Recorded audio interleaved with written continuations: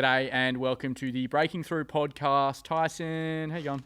Hey man, I'm good. How are you? Yeah, not too bad. It's been another week of announcements, issues, a lot of articles about a lot of stuff. I think this is the most research we've done this week. But the first thing I want to get into is we always ask for people to send in their questions, and it's always good to see the type of questions that you want to send in, because maybe we don't think about them as much as everyone else does because we just assume. But we do have a question from Harley, and it essentially comes down to the Lollapalooza lineup came out this week, and it is fucking stacked. It's stacked. There is so many good acts on there. Charlie XCX, Tate McRae, Lord, Olivia Dean, John Summit, Jenny, Smashing Pumpkins, the XX. Yeah. They're all headlining. Awesome to see so many women headlining as well. But why can't we get lineups like Lollapalooza in Australia? This is something I see a lot online. Like whenever I see an international festival get announced, I always see like people sharing it going, why can't Australia have anything like this? I've actually talked to someone in this field before, an international booker, and there was a rumor going around that a big festival was going to replace Splendor. I think the rumor was Lollapalooza. Lollapalooza. As well. So I asked the booker point blank, I was like, A booker. I was like, is such and such festival going to come to Australia? And I got a point blank no. And I asked why, and she said, you do not sell the tickets to warrant a festival like that coming here. So that's basically what it boils down to. These festivals, Lollapalooza, I think the capacity of Lollapalooza is like 115,000 people they can fit into that space they got at that park. Just a couple. Just a couple. But in Australia, I think the max our festivals ever go to is like 40,000, maybe 50,000 for like the big day outs back in the day. But lately with like Splendor, Spilt Milk, all those sort of festivals, 30,000 average. I know Splendor was getting up there towards the end of it because they applied for permits or licenses or whatever. But I think obviously we don't have the population for those type of festivals. The Australian dollar's consistently weak. Yep. You're paying these artists in, US dollar or not the Australian dollar. So the conversion rate there sucks. Getting artists to Australia, we're super far away. So you've got to add an extra however much to actually entice them to come here. So if you put all of that together and then our population on top of that, it just wouldn't work. It wouldn't work. Tickets would be crazy expensive. And also, I don't know if people know how much like a headliner costs these days. Like someone like Charlie XCX, I assume from prices that I've been given in the past for similar artists, $750,000.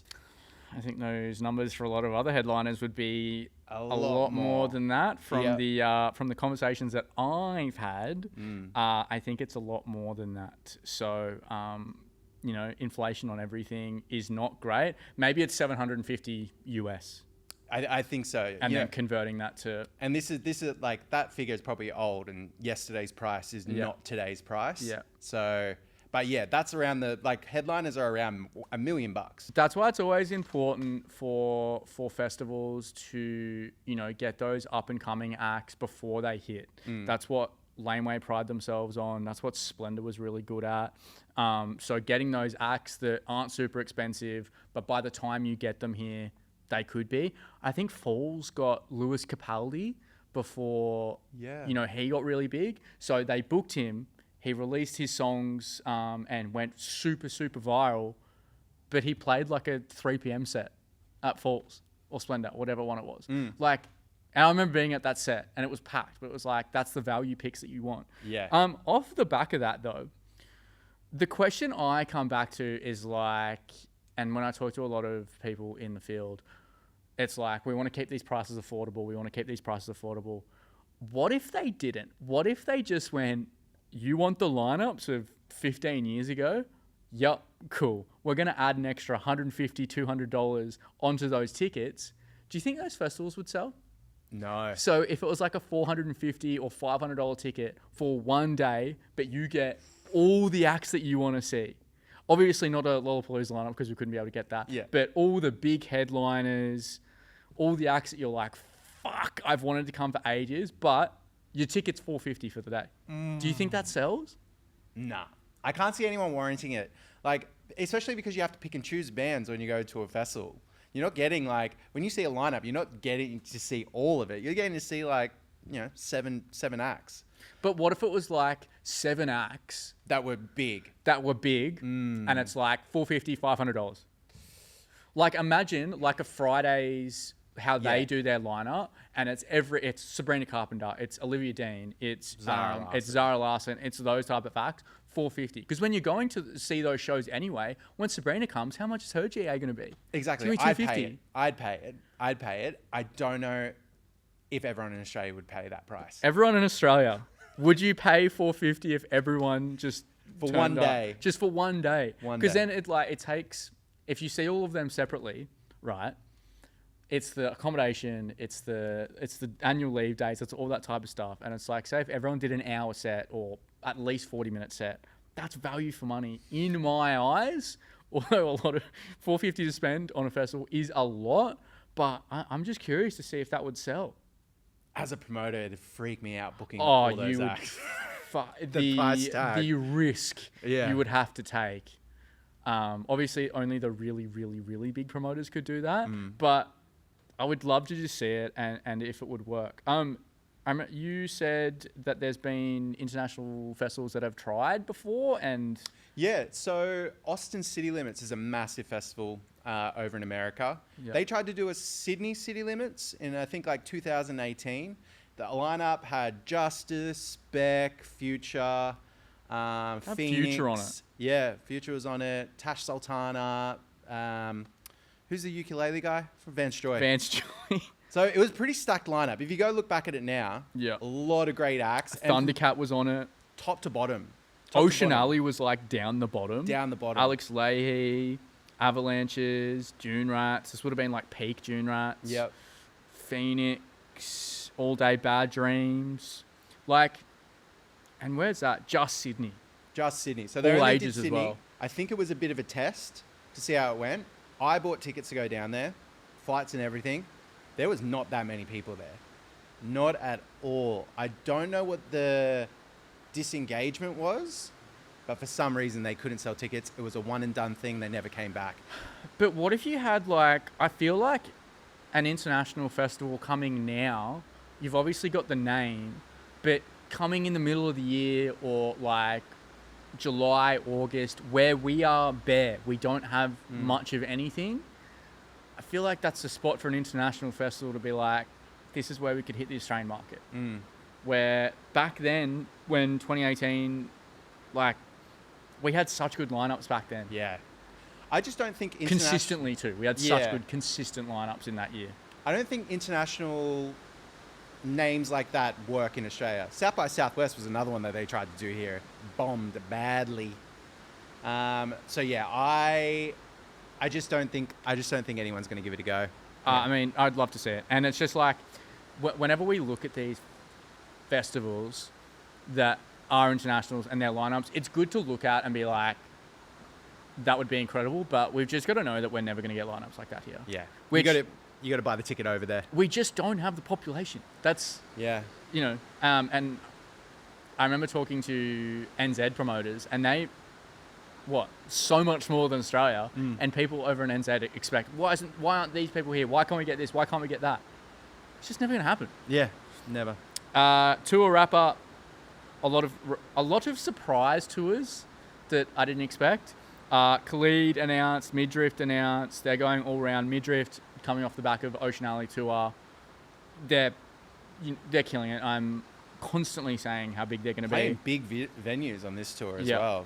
Noel Horan teasing, Two Door Cinema Club. Cool. I saw them 2017 at Splendor, one of the best shows I've ever been to. It was one of those moments where I was like on someone's shoulders and I was like, in 15 years time, I'm going to look back and be like, fuck, we had life so good. Yes, we did. Robbie Williams announced as well. So if you listen to the last pod, I did say it was coming. Khalid, the funny thing with that is that it leaked the day before. Ticketmaster leaked it. And like, when it's fuck ups like that, I'm always like, I really want to post. You can't get at me for posting this when it's your fuck Yeah, up. you've broken the embargo. Yeah, well, I don't think it's breaking the embargo. I think it's like just them fucking up. Yeah. But it wasn't on the Oz page. It was only on the New Zealand page. So, and it's punters sending me this going, hey, just so you know, this is what's there. I let them have a day, but if it was on there for another day, it would have been fucking like, because he's such a big tour. Yeah. So I was surprised at the venues Khalid is playing. Khalid? Khalid. Khalid. I've been ripped to shreds for that. Yeah, I'm surprised at the venues he's playing. It seems a bit big, but he's got to get... Big? It seems too big. He's huge. Is he really? He's huge. huge. He's got a big support as well, that Lav guy. Lav? Yeah. Is that how he's I don't know how to pronounced pronounce that either. But like, he hasn't been here in years. And if you go back, obviously he hasn't had any really big hits recently, but from like 2017 to like 2021, he was just like releasing banger after banger after banger after banger. And like, he's still got so many monthly listeners, like millions and millions and millions. So arenas is the right place for him. I have had this conversation a few times, but I could be wrong. He has like almost the same price as Alex Warren, I think. So, and no extra shows yet that I've seen. So this could be different tomorrow, but who knows? But yeah, I wasn't surprised that he's there. But it's a very tight run. Yeah. So I don't know if we're going to get any I extra don't think there'll shows. be any extra ones. Louis Tomlinson announced as well. Okay. And that's only 3 shows, and that's also a really tight run. Right. Yeah. Arenas? Yes. Yeah. I don't Brisbane, think he'll do Melbourne, extra ones Sydney. either. So, but like just to come here for 3 shows, like you're here for a couple of days. Okay. In and out. Yeah, literally in and out. But what we've had in the last 6 months, Harry Styles announced an album coming to Australia. Louis Tomlinson announced an album and coming to Australia. Niall Horan announced an album coming to Australia. Are the One Direction members just like obsessed with Australia this year? When's Zayn announcing? When's Zayn? Yeah, that's what I'm expecting now. Like, and I get people asking about him a lot if he's coming. If he's just seen the other boys do it and go, fuck it, I can do it better. Yeah. Like, that would be huge. Imagine just getting all those different tours in the same year.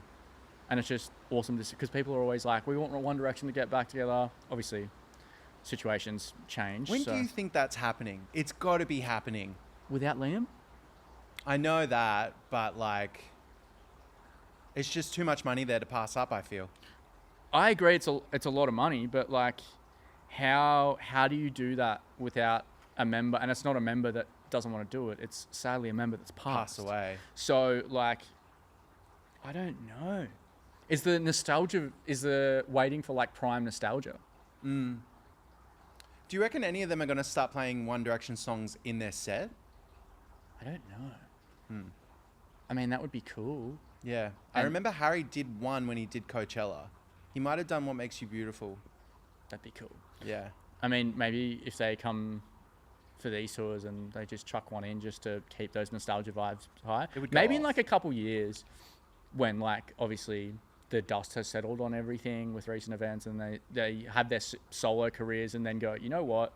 We could make so much money off you know, doing a reunion. And the prime age for their fans, they'd be in their 30s, 40s. Mm-hmm.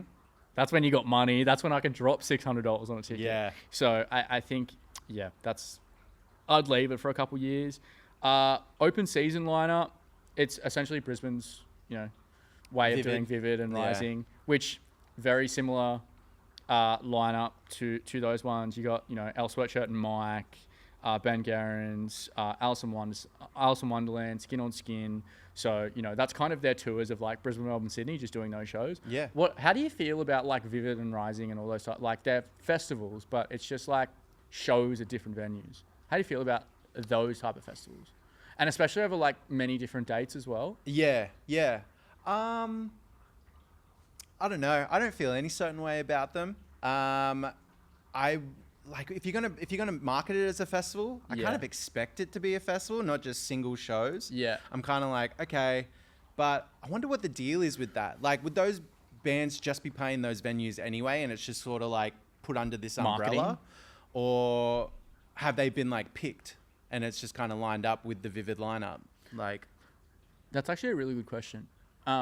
Because we spoke about it as well, that like the marketing hasn't been incredible for those, you know, type of festivals. So I would love to know if they were coming anyway. And then it's just like, hey, we'll do it through this. It's actually a really good question that, if anyone knows, please let us know. But like, why would you not? Because Vivid and Rising released very similar timeframes, and then Open Season is like a week later. Why wouldn't you just do it all on the same day or within a day of each other? Maybe they hadn't locked in the whole lineup because it is a bit more. Yeah, a little bit different. Yeah. A lot of similar acts though. Like, there's no Lil Kim up in Brisbane. Brizzy. So yeah, another. I don't know if we want to call it tour or show, but we spoke about this a month ago. Yeah. Saying that we want. Well, I don't know. Did you say it? I think it was me that I wanted Violent Soho to come back. And by the sounds of it, they are. You put stuff out into the universe. I manifested the shit out of that. Back. So I don't know if it's just one show, but they came out and played a song, and it was. Damn it! It was at Mark Hoppus's book tour. Yeah. So and he was like, "Yep, they're coming back." Yeah, he said that this band has reunited. I think he might have said it twice, before and after the performance. Right. He was like, "Yeah, their band's back." So. Mark said it. But they would obviously have gone like, yeah, you can say it. Yeah, I'd say so. If he's, exciting. Do you think it's a tour, or do you think there might be something else happening? I think, I don't know. I thought we'd know by now. So this might be a next week thing of going, this is what's been announced or whatever. But it sounds like off of that it's like a one-off show. But like, I would expect them to tour. And like towards the end of the year, I reckon they're a sneaky shot for Good Things. Yeah, yes, big time. Violent Soho at Good Things would make so much sense. They'd be one of the headliners too. Like, I reckon? If it's exclusive. So let's say they're not doing a tour. Let's say they're reuniting for the Good Things run. Yeah. Would that make them a headliner? Like, would they go top 3, top 4 of the whole festival? If it's an exclusive run, Good Things have them. I feel like everyone in Australia, like a lot of people would show up. Everyone in Australia. A lot of people would come to see Violent Soho again. Yeah, yeah. But it's also like they haven't been apart for that long. It's been like 4 years, I think. So like, I don't know if it's there enough to warrant that many people going for a top spot. Like maybe if it's like a top of a third line or end of a second line. Okay. I think that's cool. But I'm just curious to see what they would be doing. I've tried to do some investigations on this, and obviously the Good Things theory is my theory, but I still think something's coming at the end of the year. Yeah. Which I think we watch this space. That's all tours I think that we've got. That's a lot over a week. Yeah. But I think it's important that we are up to date with... This is such a silly story, I think, and the silly part of it is that the sides are so staunch of either side of this controversy. Chappell Roan controversy, man. Now, if you didn't know the story, a professional soccer player, his wife and stepdaughter, I think it's Jude Law's daughter, the daughter saw Chappell Roan walk past, didn't say anything, and then a security guard came up and went off at him for, annoying Chappell Roan. Don't even look at her. Yeah. So, and like the mayor of a city is like, you can't play this festival. And she wasn't even booked to play the festival. So it's like, Chappell Roan's had to come out and be like, hey, here's my side of the story. It wasn't even my security guard. But I think it's just come out at a really bad time for Chappell Roan, because the hate train for Chappell Roan with all this other paparazzi fan stuff, this was just the cherry on top for it. Yeah. Where do you sit on how Chappell Roan treats her fans and all that stuff? I think she definitely puts up boundaries for her fans, and she's pretty vocal about it too. She lets you know, like, hey, this behavior isn't on. Stalking me and like coming up while I'm having dinner and asking for an autograph or asking me to sign something, like, that's not on. But I believe her when she was like, I didn't even see this kid there. I didn't tell anyone to go up to them. Like, I kind of believe that. And the fact that it's a soccer player telling a story from hearsay, like he wasn't even there, and it's caused all this. I'm like, first off, your wife has sensationalized what's happened at this little breakfast or wherever the hotel that you were at. Yeah. I feel like it's something that's gotten out of control but wasn't supposed to. But if you're gonna put it on, if you're gonna put it on socials about, you know, a huge artist, it's obviously gonna blow up, especially on top of everything else that's come out about Chappell, or, you know, the stories that go around. Like, obviously that was gonna blow up. Yeah. Maybe not. It's literally one of the biggest stories in the world right now in that. You know, in the entertainment world.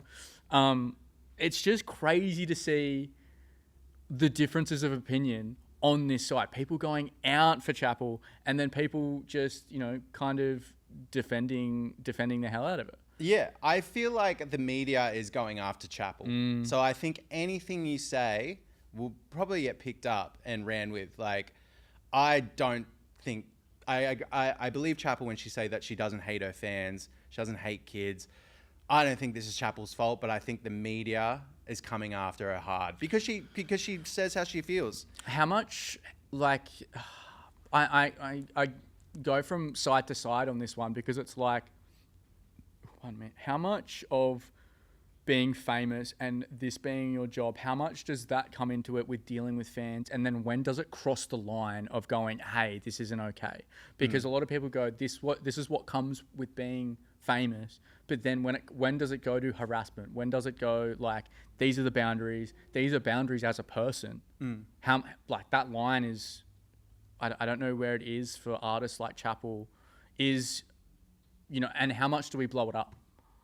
Yeah, I think Chappell, because her rise to fame was so fast. Yeah, like the impact was crazy. Yeah, she would have got whiplash from it. But yeah, I think she's talked about this a lot. Like, she was someone that used to get stoned and just go out in public and was able to kind of do what she wants to do. She can't do that shit anymore now. Maybe she just misses it.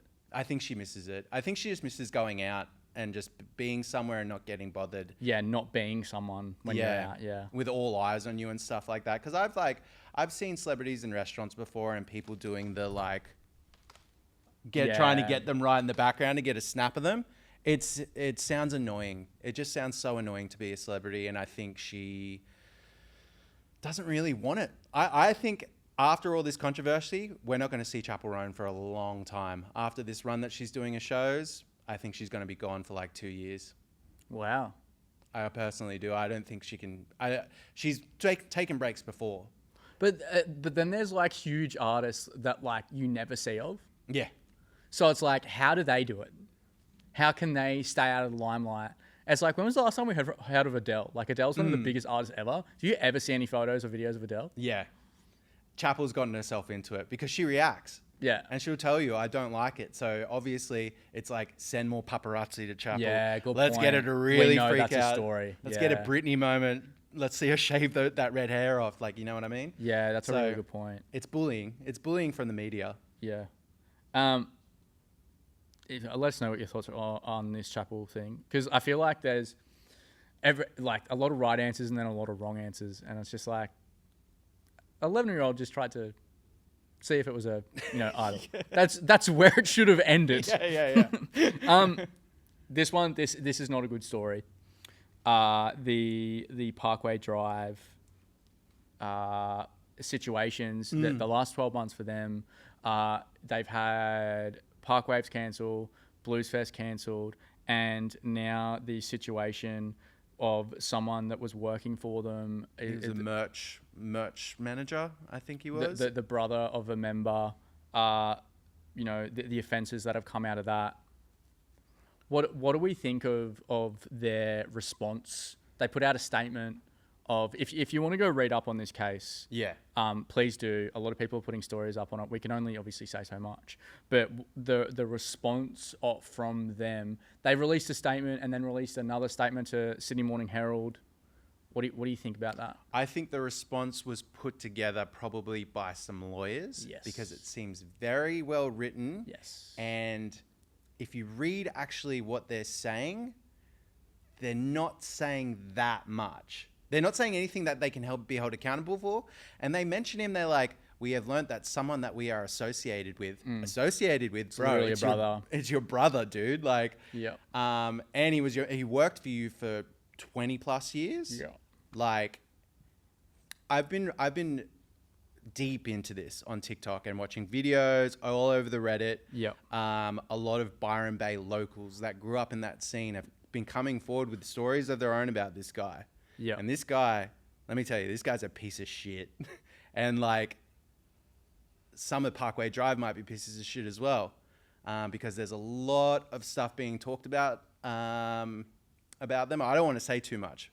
Yeah. Because I'm on video, but obviously, like, this is a story that's coming out. We need to talk about it, but it's also like the Sydney Morning Herald response was like, the extended statement was like, there were warning signs. We didn't know the seriousness of this until last week.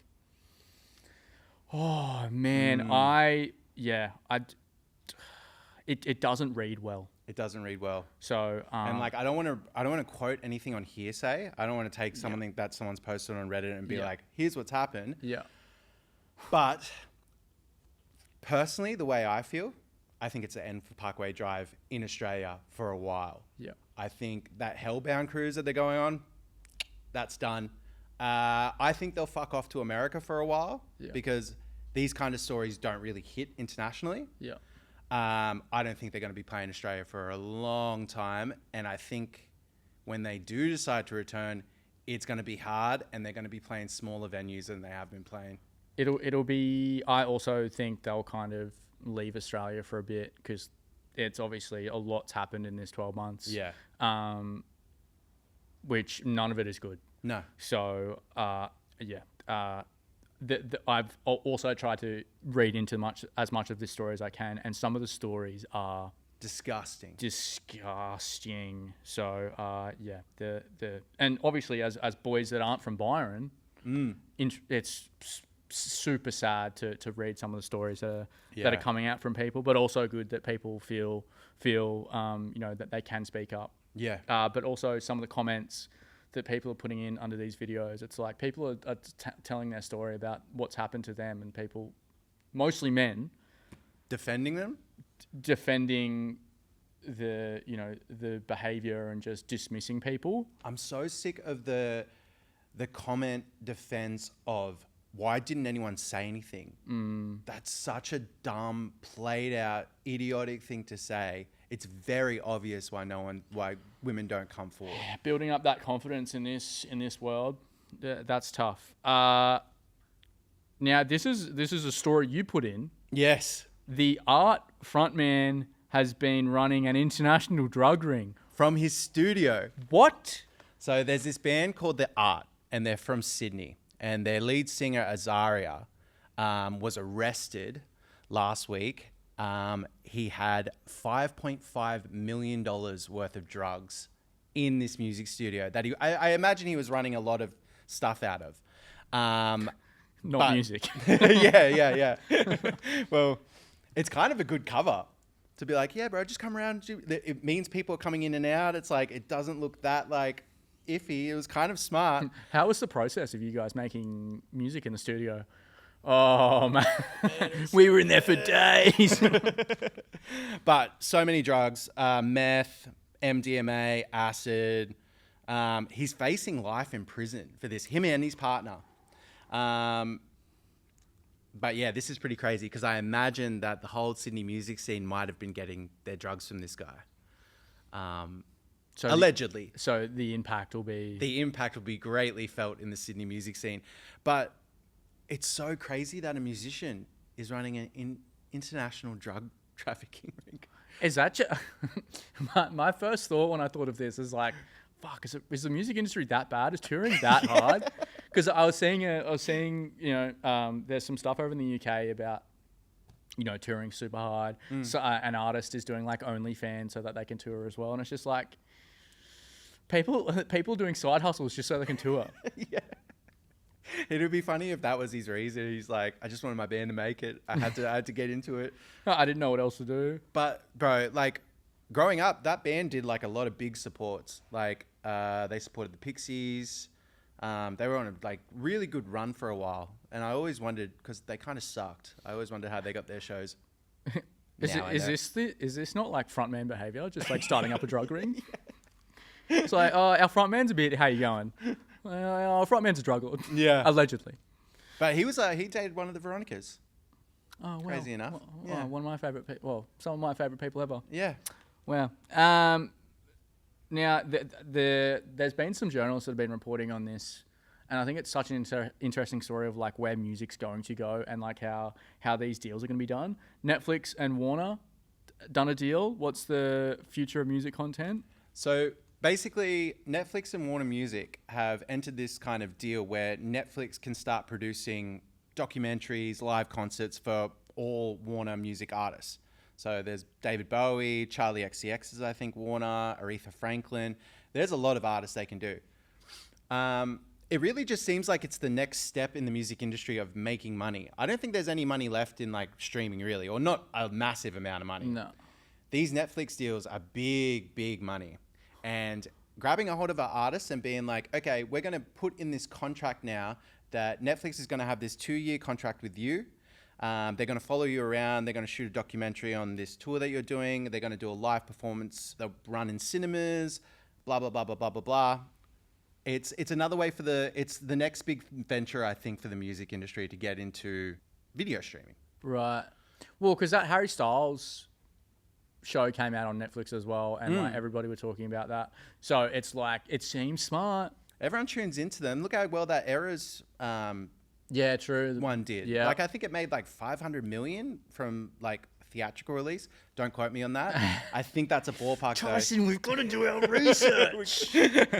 But like it was big money. It was big money for what it was, you know. And then Disney got a documentary as well. Yeah. So just her doing that tour, the amount of money that she was making, ticket sales, streaming, this thing, documentary, like it was just like it's a $1 billion industry. So I think given that and giving it to, you know, a bunch more artists, we're going to see a lot more. I heard BTS have been the newest kind of sign-ons for the Netflix treatment. Right. I think that just makes sense. And then it's like Netflix will do it, and then Amazon Prime will be like, oh, let's do that. That's cool. And it's like, I hope it's just competitive for the artists of like they get the best deal out of it. Yeah. Obviously, artists aren't getting the best deals currently, and it's like when people, especially with ticket prices, they go like, "Oh, this is the artist. You know, how come we're paying so much money?" There's so much other shit that goes into it. So it's like we want artists, even the big artists, to you know get the best deal. Yeah.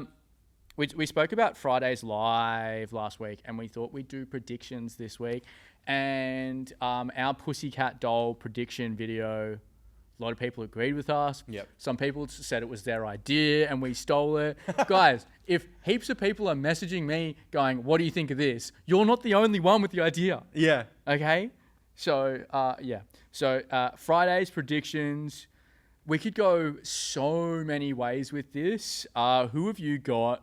And who like that you'd like to see and that you think will be on it. Okay. Obviously, we're locked in with Pussycat Dolls. We 100% think that's happening. I'd be very surprised if they're not on it. All right, let's start at the top with the headliner. Mm-hmm. They need someone big, but they need someone that's like not too big where they could just come here and do their own stadium tour or like big arena tour. Like they need someone that might need the help of Fridayz, but is still a star. Okay, my first pick, Will Smith. Prediction for Fridayz. He's got the hits, massive star. I think it'd be crazy to see Will Smith walk out on stage. Like as your main headliner, as your Mariah Carey spot, Will Smith?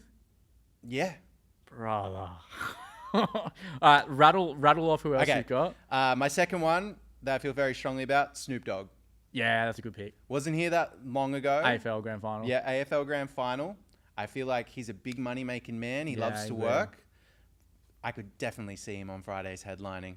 And Fridayz being able to sell those tickets with him as a headliner. I think so. And a lot of people really liked his AFL Grand Final performance as well. Yeah. So I think that's Fridayz have been looking at that and gone, that was a preview. Hello. And, the audience is there, his generational audience. It seems like a really smart position for me. I think a lot of people have said Usher. which is an interesting spot for me because if you take out his cancelled Australian tour last year, I go, Usher's such a smart play. But with the cancellation, I'm not so sure. And a lot of people, I'm still getting messages about the Usher cancellation. They're hurt from that. Really? So, like, I think he's a good pick, but I don't know if he'd want to do it. Other names on there, you got Flow Rider, Jason Derulo. I know he did it a few years ago, but he's currently on tour as well. So I think there's some really good picks there. Neo, Akon. Both have done it. Neo hasn't done it. Akon has. Akon's done like Juicy First and all that type of stuff. So he likes to get in a big plastic ball and go into the audience. So I think there's some really good picks there. I really like the Snoop Dogg pick.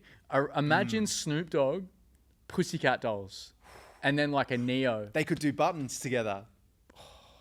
Mate. Yeah. Okay, let me throw some more at you. Missy Elliott? Yeah, that's a good... Yeah, I had a lot of people comment Missy Elliott. Yeah, I can see that happening Never too. seen her live either. That'd be sick. Okay, what about this one? Recent controversy, but could make up... Like, I feel like he might come here just to Are you like... going to say Justin soften Timberlake? it. Justin Timberlake.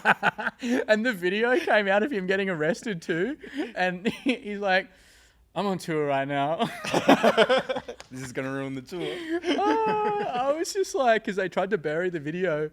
And obviously, drink driving is not good. But like, he's trying to do the walk. And He was can't lit. do the walk. He was lit. The funniest part was when he's reading the like file when he's at the courthouse, and he's looking at all the details, and he turns around and he goes, "What?" He goes, "Just kidding." Oh man. I love him, dude. You couldn't make me hate JT. Bring him here. Let's get back to a positive image for JT. And like, his performances would be great. Yeah. But yeah, I think do you not think that hurts him though? Like, do you think that hurts promoters to be like, with that recent? Yeah. Because it's going to be the thing that everyone talks about. Yeah, so true. I can't see it happening because of that. There's another artist that's a bit controversial because she's gone a bit right wing. Oh boy, don't. That would be perfect for Fridayz, and I hope it might happen. Gwen Stefani. Has she gone? She's gone a bit right. She's gone a bit conservative in recent times. I thought you were going to say Nicki Minaj. Oh, yeah, that's not happening. Yeah. But Gwen Stefani is like another one. Got the hits. If she did No Doubt songs and Gwen Stefani songs, just imagine that, bro. Yeah, just banger after banger. And man, if they get even half of these names, bro, that sells out so quick. We got it. We got to have got some of them right. If you've got any other people that you reckon would be great for this, I know I've missed a couple names, but yeah, I think some of those names, Pussycat Dolls, I'm so sold on. Yeah, I think that's 100%. Last question to finish off the pod, and I've been thinking about this recently because I've been late to the bus for a few artists. What artists have you jumped on late, where an artist has been super popular and you've just gone, nah, I can't really be bothered. I don't think I'm going to enjoy it. And then you fucking loved once you heard like one song. Oh, I've got it. And this is only with someone I've been listening to for like a month. Olivia Dean. I was just going to say Olivia, but I wasn't that late. Yeah, I'm really late. I like really after the Triple J Hottest 100, I didn't even start listening to her. It was weeks after that where I was like, I might give this a shot. And I was like, this is awesome.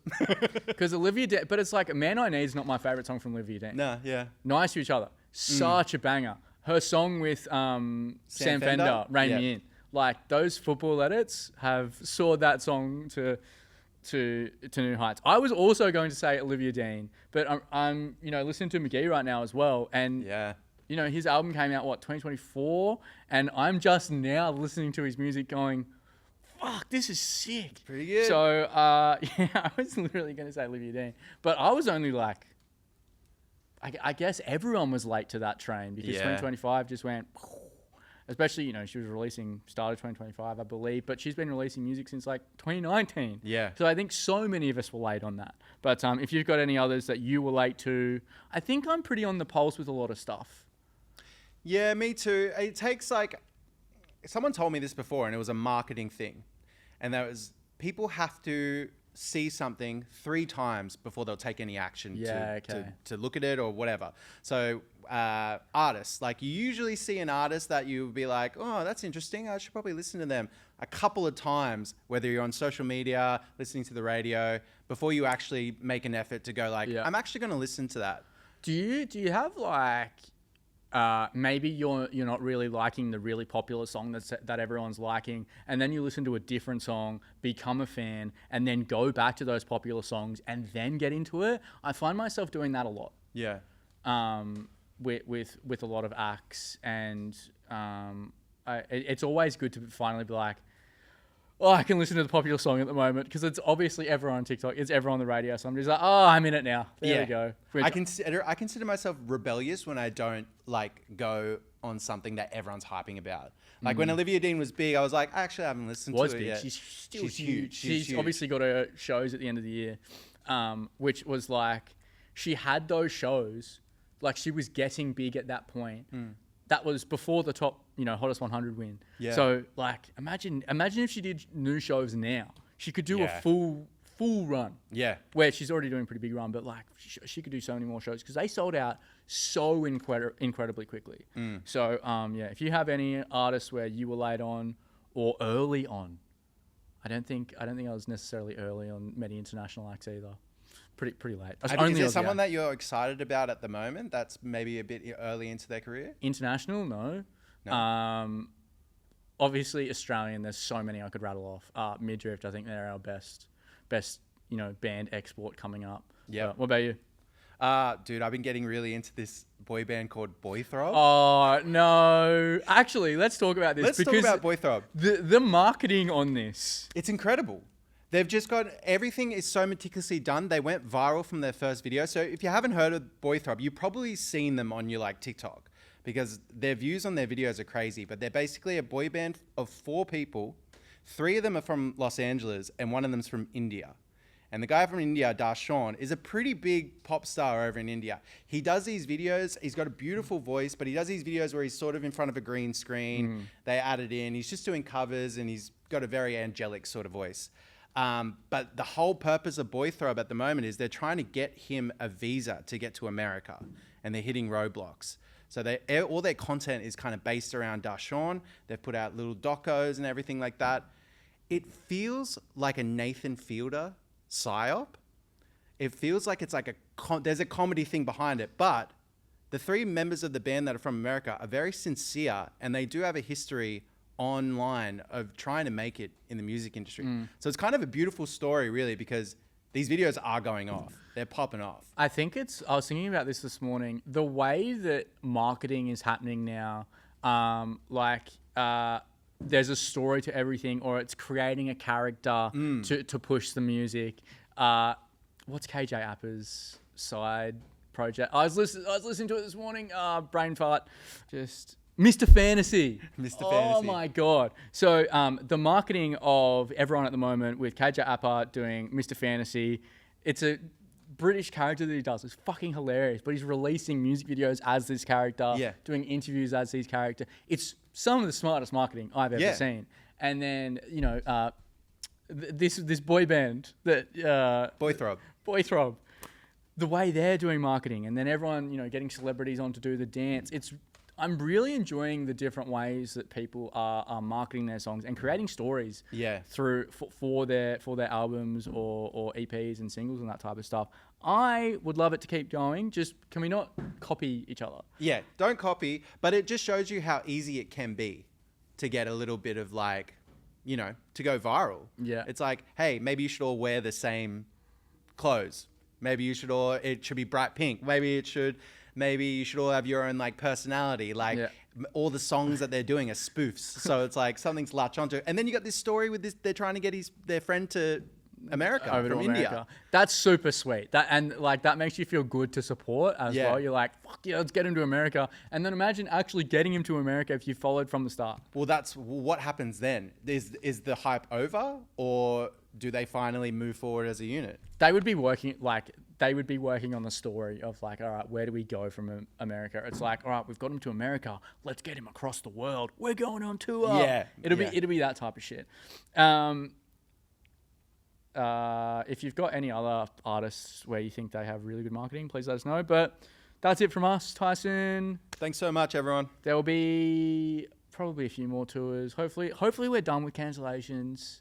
I'm seeing Wu-Tang for the first time. Ooh, so I'm jealous. Yeah, for people that go like, it doesn't go to shows, I'm going to Wu-Tang, brother. He's going to Wu-Tang. And I'll report next week. And yeah, so here we go. See you, team. Bye. Break it through!